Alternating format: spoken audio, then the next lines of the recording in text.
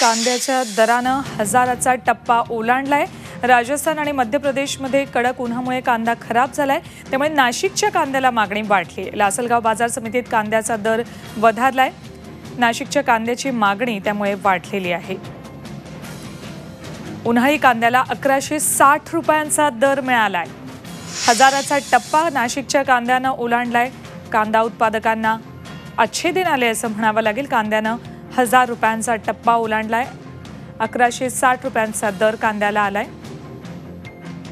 राजस्थान आणि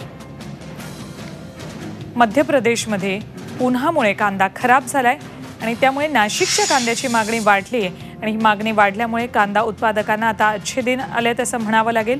लासलगाव बाजार समितीमध्ये उन्हाळी कांद्याला 1160 रुपयांचा दर आलाय।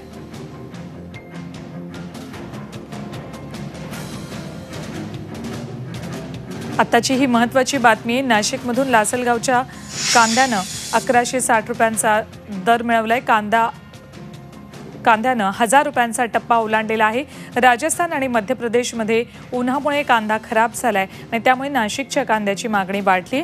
आपण या संदर्भात अधिक माहिती जाणून घेऊयात आमचे प्रतिनिधी चेतन कोळस यांच्याकडून। चेतन, नाशिकमधल्या कांदा उत्पादकांना कधी नव्हे ते अच्छे दिन आले असं म्हणावं लागेल। सुवर्ण आपण बघू शकतो, राजस्थान मध्य प्रदेश या राज्यात कडाक्याच्या उन्हामुळे तिथला जो कांदा तो खराब झालेला आहे। त्यामुळे महाराष्ट्रातील नाशिकला जो कांदा आहे त्याची मागणी वाढल्यामुळे कांद्याला 1160 रुपयांपर्यंत भाव मिळाला आहे। आपण बघू शकतो, गेल्या आठवड्यामध्ये कांद्याला कमीत 800 ते 700 रुपयापर्यंत भाव होता।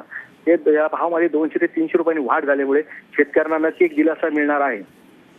चेतन, कधीपर्यंत आणखी ही वाढ होण्याची शक्यता आहे का, की 1000 रुपयाचा टप्पा ओलांडलाय तिथपर्यंतच आनंद मानावा लागेल आता शेतकऱ्यांना? जशी कांद्याची मागणी वाढली जाईल त्या प्रमाणात देखील कांद्याचे भाव देखील वाढण्याची शक्यता आहे। धन्यवाद चेतन या संपूर्ण माहितीसाठी। आताची ही महत्त्वाची बातमी आहे। लासलगावच्या कांद्याला 1160 रुपयांचा दर मिळालाय।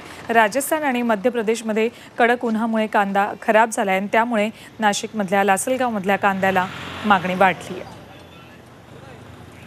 झी 24 तास रहा एक पाऊल पुढे।